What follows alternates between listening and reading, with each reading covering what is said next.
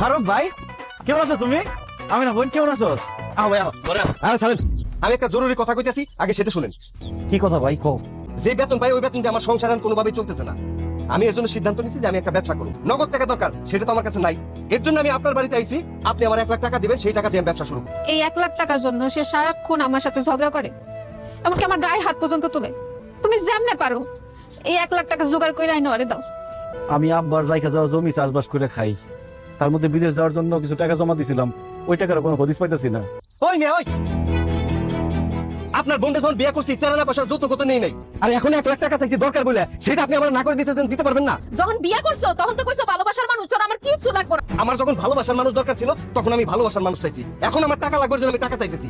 ভাই ভাই এত নিষ্ঠুর হয় না ভাই, আমার বোন তোমার অনেক ভালোবাসে ভাই। ওই মেয়ে শোনেন, মুষ্টি মারি আপনার ভালোবাসা। হায় আল্লাহ, আমার জামাইটা শেষ করে দিছে। এই শয়তানকে থাপড়ায় দাও, সব ফালায় দাও। যাও। আসেন আমার থাপ্পড় মারতে, হাত ভাঙিয়া কোন দিকটা ঢুকাই দিমু। আমি 1 সপ্তাহ টাইম দিয়ে গেলাম, এই 1 সপ্তাহের মধ্যে আমার 1 লাখ টাকা যদি না দিতে পারেন, আপনার বোনের আমি ডিভোর্স লেটার পাঠাবো।